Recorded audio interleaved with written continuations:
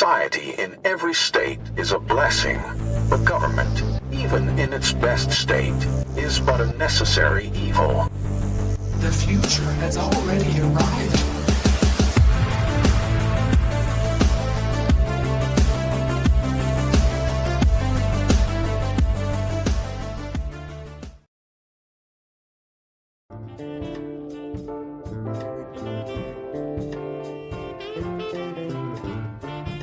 It's been a while.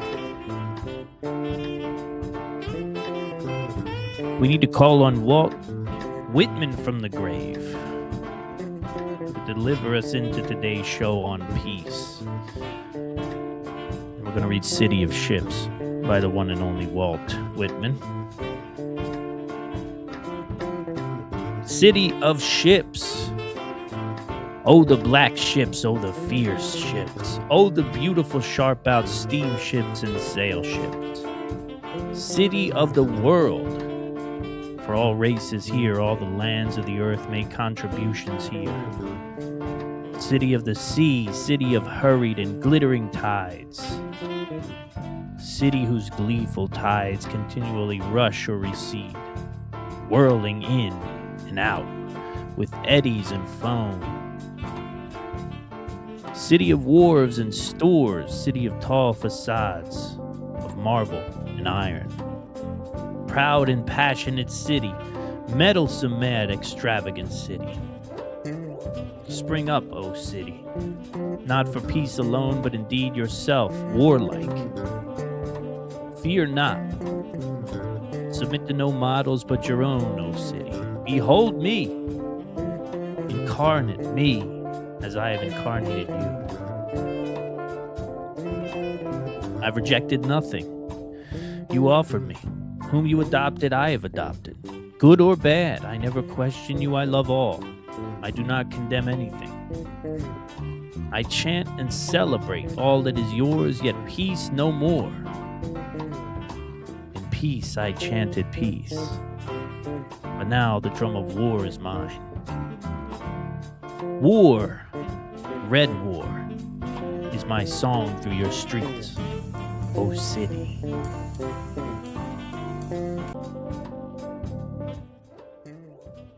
Not too bad. Not too bad for one of the great American poets of all time. Welcome into Surviving America, folks. What's up? I'm sporting my Dave Jones, the NBC guy patch that seems to be on a little crooked, or maybe the hat is. Can't tell. But I like the yellow. The yellow's nice. The yellow's not bad at all.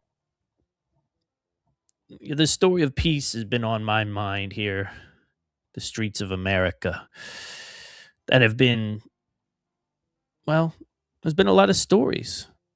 There's been a lot of stories. There's been a lot of things that seemingly are standing in the way of peace. And I was given to the thought some time ago, laying in bed listening to the thunder roll one Saturday morning, making believe that it were bombers in the distance, but knowing that I could just lay in my bed another hour if I wanted to and listen to the rain fall here in America. And what a blessing it was to have peace. And then I started to wonder why so many wish to have chaos and anarchy in the streets. I know the motivation of the lizards. The lizards I understand.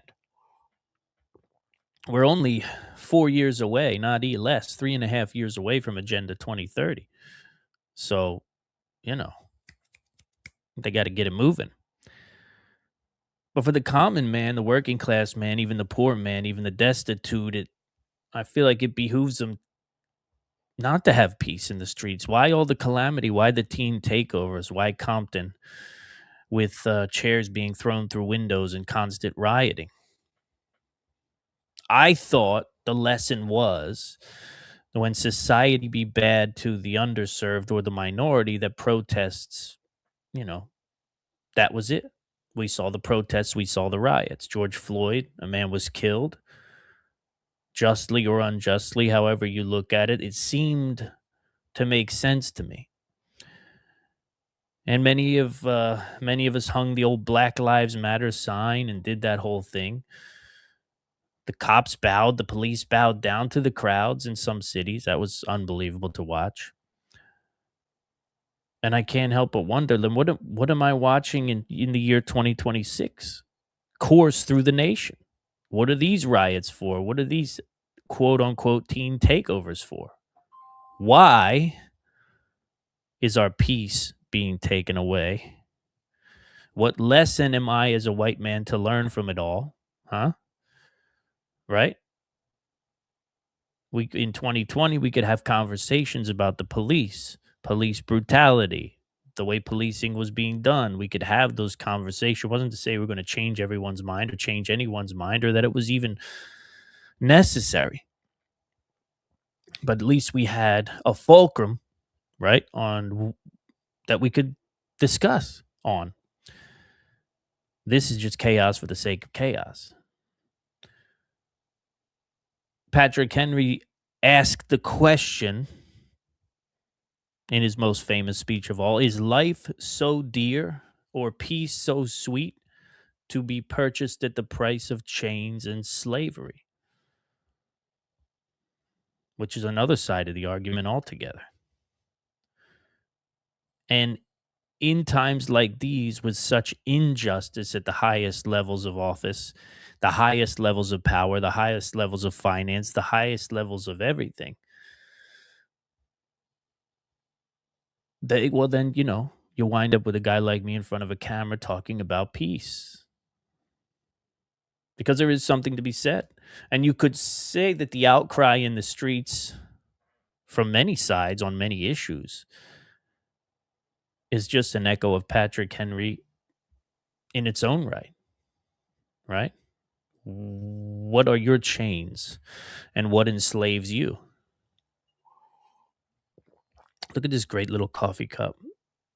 Do you understand the value of a little coffee cup like this? Do you see how the edges flare out this way? This is close to a perfect coffee cup. It's a little small, but then again, there are days when you drink small coffee cups and there are days when you drink giant coffee cups. While I have you on the subject of coffee,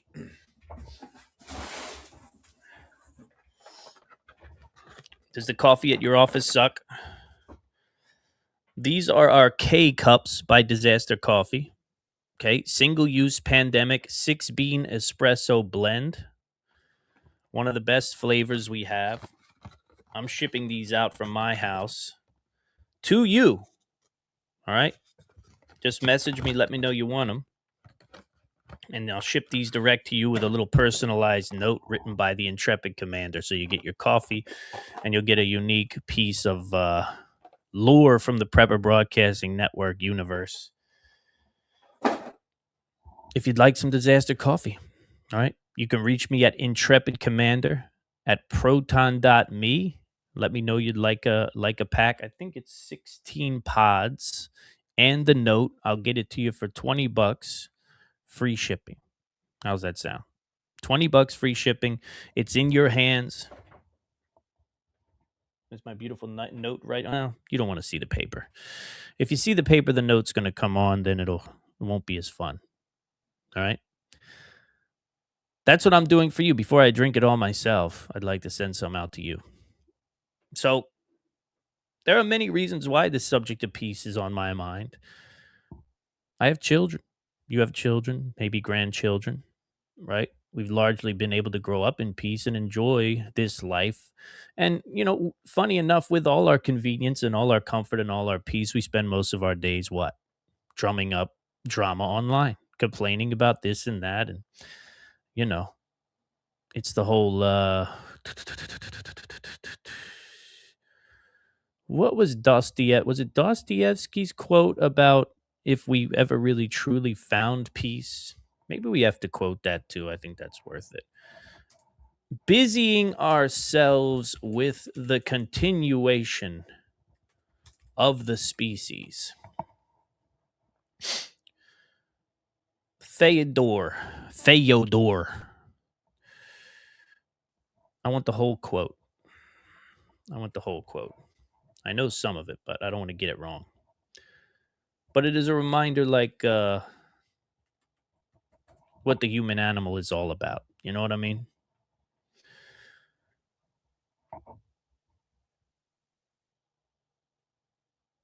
Here we go. Shower upon him every earthly blessing, drown him in a sea of happiness, so that nothing but bubbles of bliss can be seen on the surface. Give him economic prosperity such that he should have nothing else to do but sleep, eat cakes, and busy himself with the continuation of his species. And even then, out of sheer ingratitude, sheer spite, man would play some nasty trick. There's a reason people are always talking about read Dostoevsky, because there's little lines like that I mean, when you have a guy who so understands our species like that. This is our lifetime. This is exactly our lifetime right now. Don't get me wrong. Not everybody's living in heaven. I get it. Life can be tough from time to time. But if you had any understanding of what life was for the average person 100, 200 years ago, right? We are living in that, busy yourself eating cakes and continuation of the species and the whole nine yards. And yet here we are throwing chairs through windows and stealing shoes. We are fighting each other at abortion clinics and screaming at each other on through our cell phones, right? So that's the question. Excuse me. That's the question. Are we built for peace? Or is it just, everything is new. And you have to give us a little leeway about that. Everything that you have grown up with and that you assume is normal is basically brand new for our species. On almost everything. This thing that we're doing right here, brand new. Peace, brand new. Prosperity, brand new. $100,000 a year salary, brand new. Do you know what I mean? Have access to unlimited products and goods and services at your will delivered to your front door, brand new. Electricity running from home to home, brand new. Lights, you click a button, the lights come on, brand new. This is all, we're living in an experimental time in an experimental nation. But all of this brand new and all of this exciting and all of this important only happens if we don't have to worry about each other killing each other in the streets. If we have peace, right? If we do not have peace, then we cannot have anything. And peace happens on many levels, right? There's one's own peace internally, probably the greatest war you'll fight, right? Because what is more aggravating than to rest at the end of the day after having achieved, after having earned, after having gotten the things that you've prayed for all this time, and to find yourself still pissing and moaning and still not at peace within your own self, still aggravated, still angry, still anxious. To live in the world of milk and honey as we do, and to yet still not have peace within it's tough. It's tough. This is the Hollywood overdose. That's what this is. This is the Hollywood overdose. Who just died? The girl from Heroes, Hayden Panettiere. Now she was carrying a lot of baggage because she was a very pretty girl from Hollywood who, Hollywood seemingly got their talons in her, and God only knows, what people go through when they step into that dark world. But we, to some degree, are all a bit of Marilyn Monroe, right? We're all a little bit of Norma Jean, if we really think about it.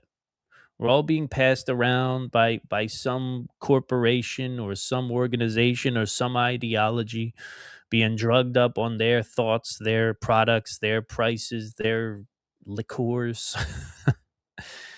And it's wearing us all out, man. Right?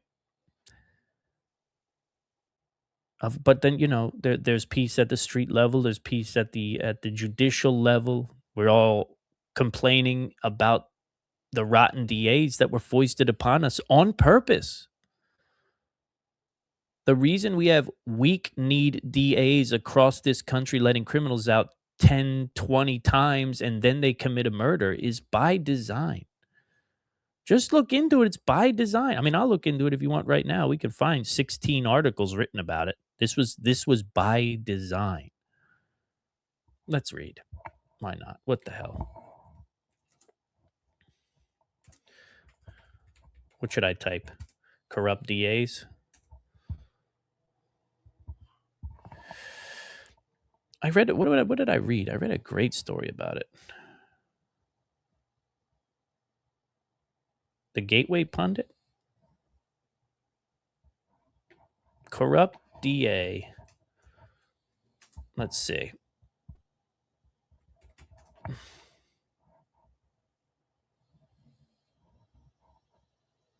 No. It's not as easy to find as I thought it would be.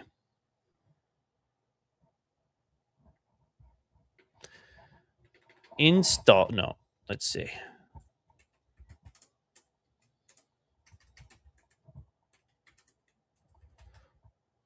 Corrupt.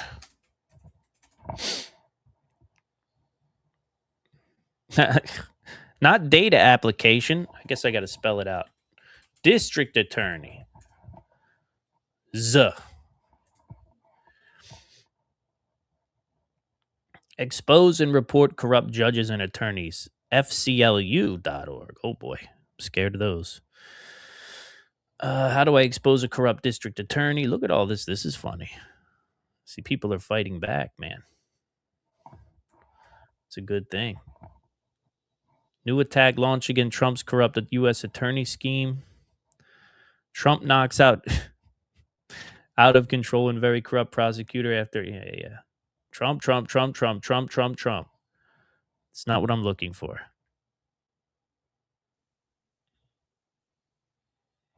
Unbelievable. See, this is why people get upset when they search the news.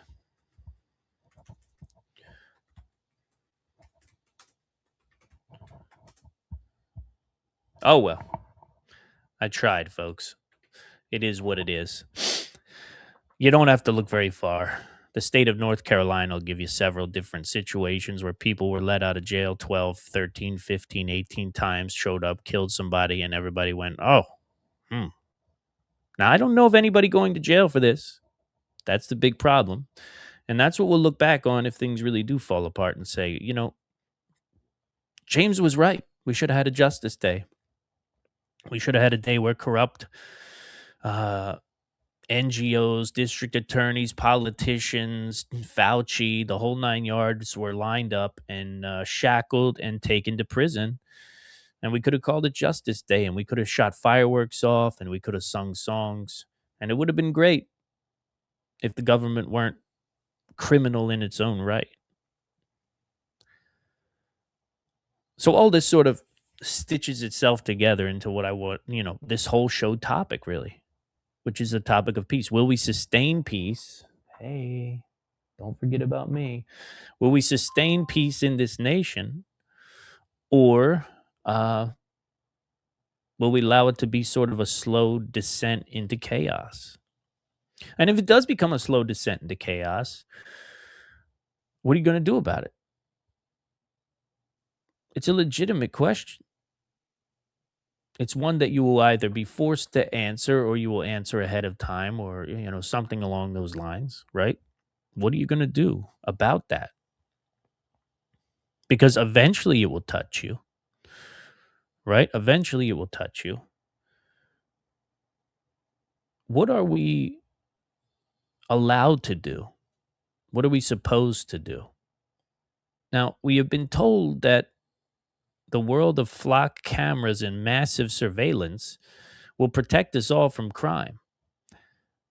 But I had a criminal in my driveway last night who had a ski mask and a hoodie on and looked right into my camera.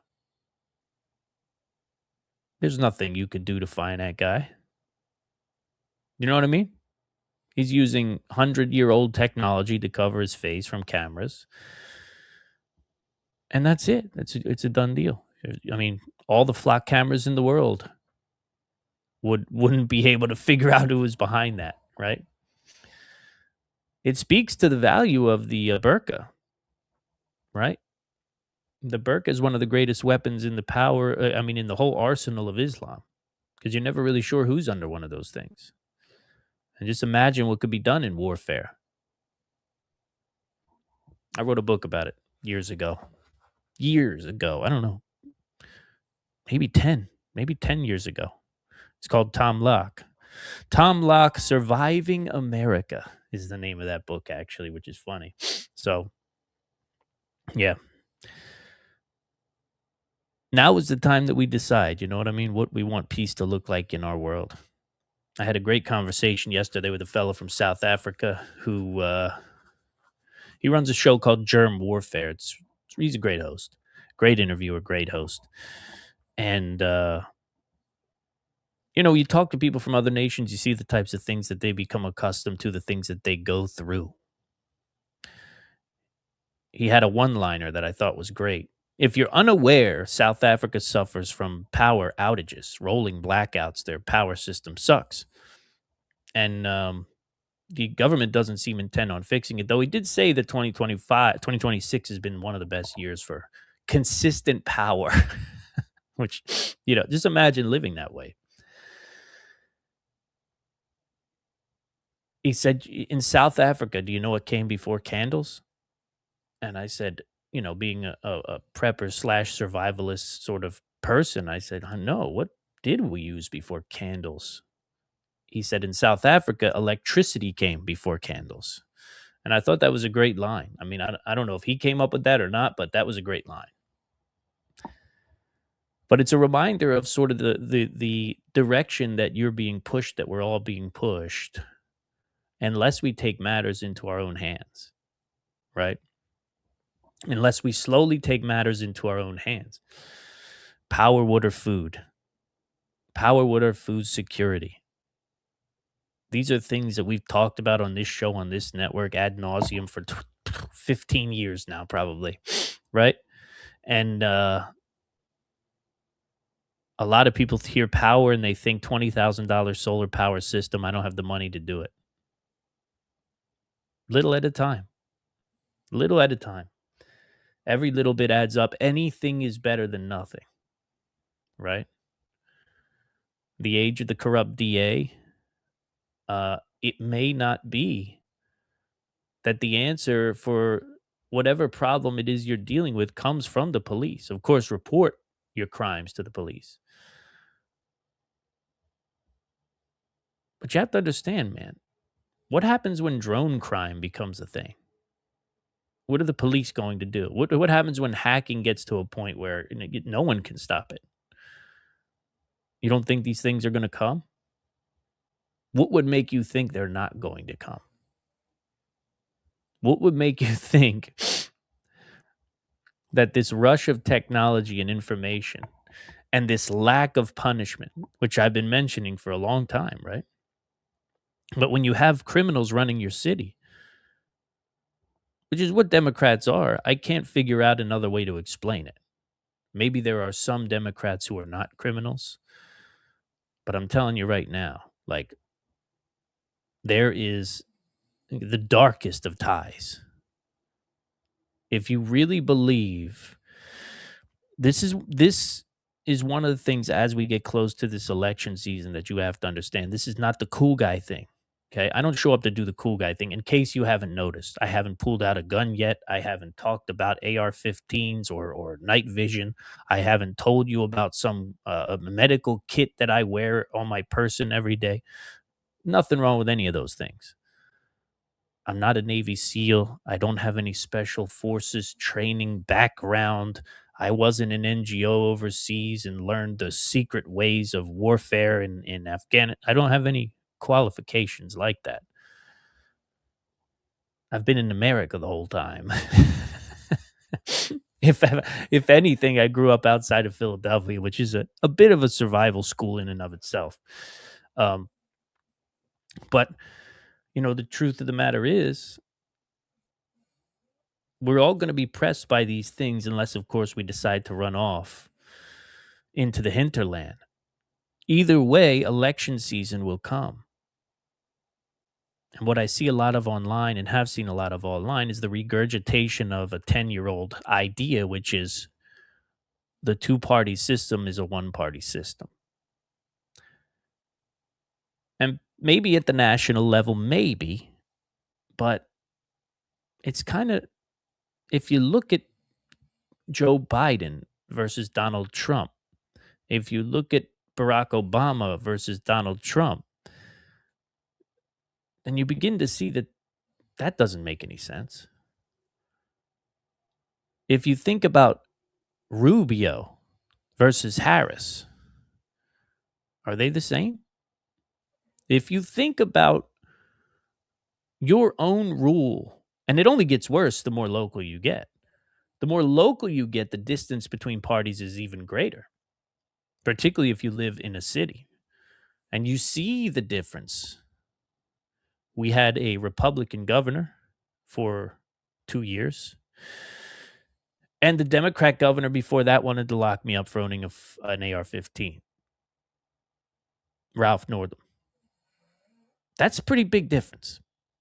That's a pretty damn big difference, if you ask me. We had Glenn Youngkin, a Republican governor here in Virginia, a purple state at best, who went through the Rolodex of felons case by case and decided who would get their rights back to vote, which, you screwed up, not me. Abigail, she decided, well, let's just give them all their rights back. Who cares what they did? That'll learn them. Abigail, upon entering office, created an executive order that would not allow the state police or local police to work with ICE. No, we don't want to get rid of the criminals. We don't want to get rid of the rapists. We don't want to get rid of the murderers.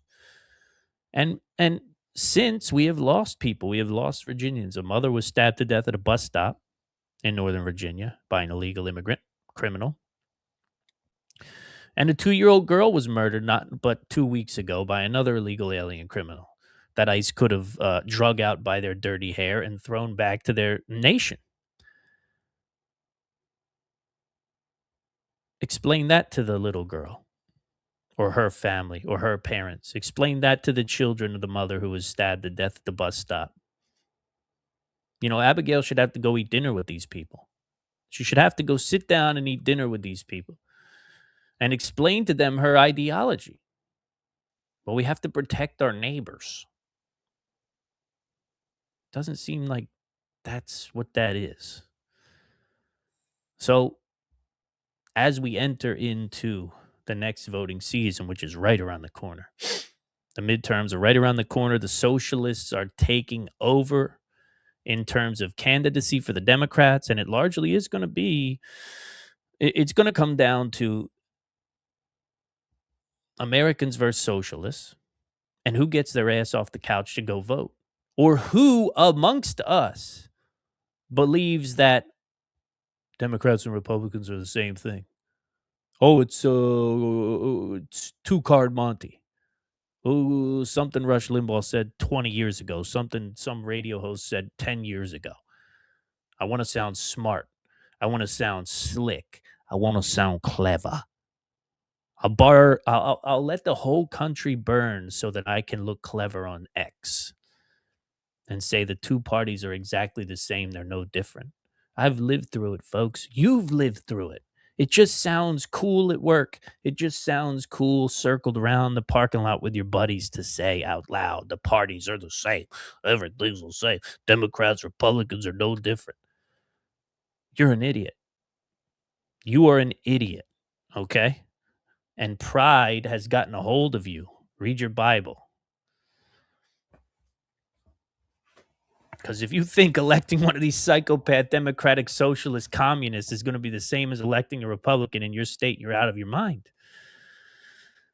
But if that's what you have to tell yourself to sit on your ass and not go vote, then you're liable to do it. And then you'll be on X the next day. I can't believe it. Oh my God, these Democrats and this and that and the other. Right? Won't you? You'll find the power and the will and the motivation to do that, to get on there and bitch. Oh my God, I can't believe it. Tick tack, took, tick tack. Imagine giving away the greatest gift, the United States of America, watching it fall because you wanted to look smart. You wanted to sound smart. You wanted to be clever. Can you imagine? What a fool you would be. What a fool we would all be to look back and say to ourselves, well, we figured it all out. We all lived together. Everybody lived together in harmony. It was crazy. You'd go to the local elementary school, and at recess, the black kids and the white kids and the Indian kids and the Asian kids and boys and girls and every kid from they just ran around, ran around and played tag, kicked the soccer ball around, had a blast, did the monkey bars, everybody together. It would sound like a fantasy if you told somebody 500 years ago. They were at each other's necks for everything. And there was economic prosperity, and the people got along, and you walked into a bakery and got a hot cup of coffee and a piece of cheesecake and sat down and ate it surrounded by people who lived in your community, and everybody just got along. Nobody yelled at you about wearing a mask or not wearing a mask, or about bumper sticker, or about your sexuality or the color of your skin or your religion. None of it. Nobody told you to get out of the way so they could roll a rug out and pray. Nobody told you to cover your wife's face up with a burqa. No, we just all got along. We all shut the cuss up and got along. Getting along was number one. It wasn't everybody, look at me. Look at the thing I'm going to do. Huh? I'm unique. No, it was peace, baby. It was we all got along because that's what we did. And in the getting along, the nation grew and was wonderful and magical. But we threw it away so we could sound smart on X. We threw it all away so we could sound clever in front of our buddies with a brewski. That was the whole thing. The whole thing was let's all sound smart like some guy we watch on TV like Jon Stewart or let's like Rush Limbaugh. Let's get real clever and real smart. And watch the whole of the thing dissolve under our feet because we're so damn clever we don't even vote anymore. How about that? Why vote? Why vote? Because if we don't vote, then things get even crazier and we have even more to talk about. We have even more opportunities to look smart. See, I told you.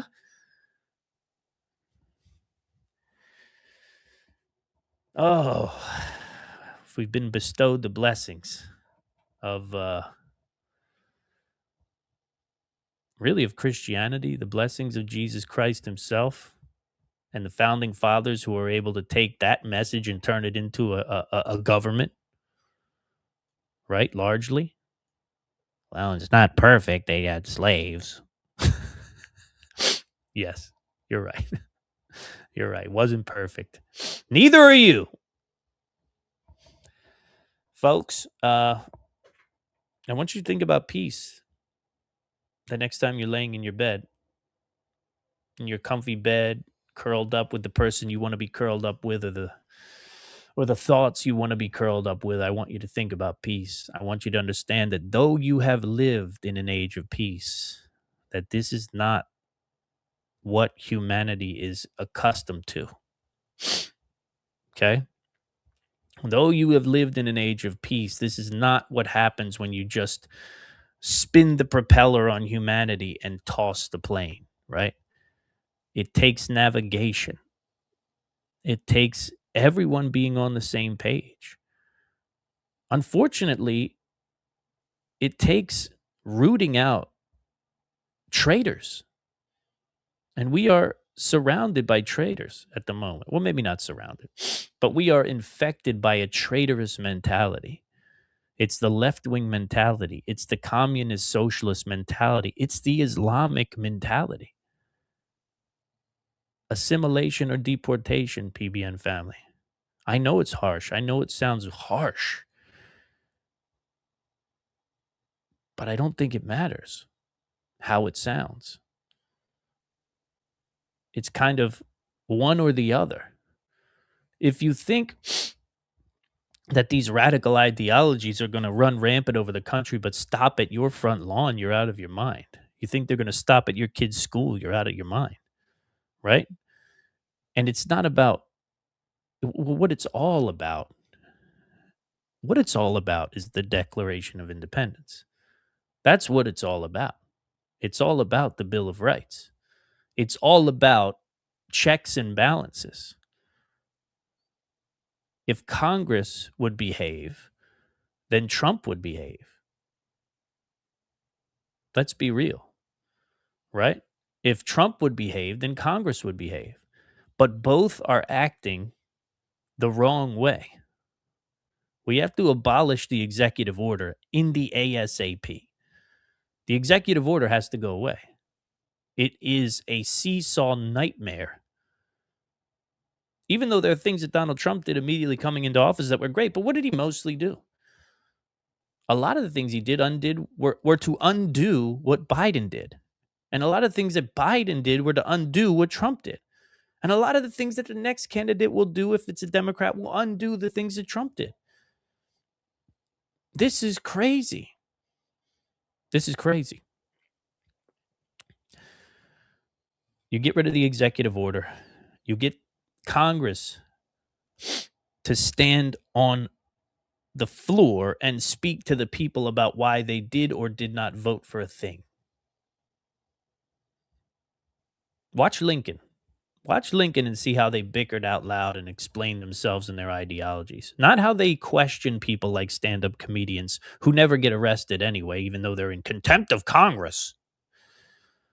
No, I don't care about that. I don't care about how slick you are at questioning Mark Zuckerberg. I care about you voted for this. Tell me why you voted for it on the Senate floor openly. Speak to it so your constituents can hear and know who you are.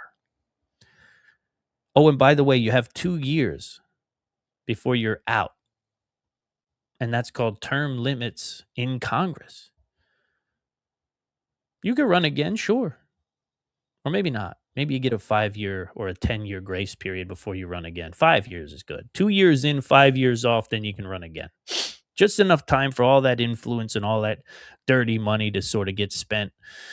And for another person to get in there and do their thing, have their chance to clean up after you. Take a look at the books. Take a look at what you've been up to in that office and see, oh, I don't know about this. Doesn't look on the up and up. This doesn't look on the up and up, AOC. I don't think.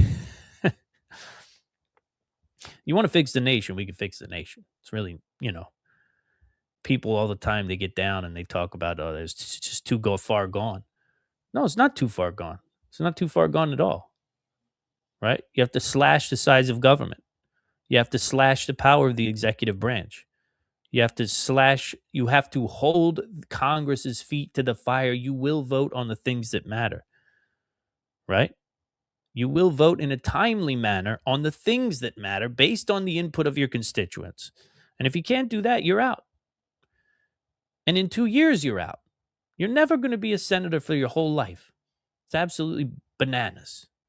Little tiny little kings. Little tiny little kings heading up the No Kings protest. Imagine that. Damn it, this disaster coffee is good. So yeah, the nation is far from lost. But maybe you need a millstone. Maybe you need a milestone. Maybe you need a motivation. And that is peace. That is the benefit of peace. You get a real good sense of what it is to not have peace. You look around at these teen takeovers all over the country. You look at Dearborn, Michigan. You look at what's happening, a full-scale takeover in the United States of Islam. And you'll get an idea of how quickly peace can go away. Think about it, PBN family. Starts at the ballot box first, right? Yes, there is a difference between Democrats and Republicans. And in November, you got to get off your ass and go vote. Or else You're not going to look so clever. Talk to you soon.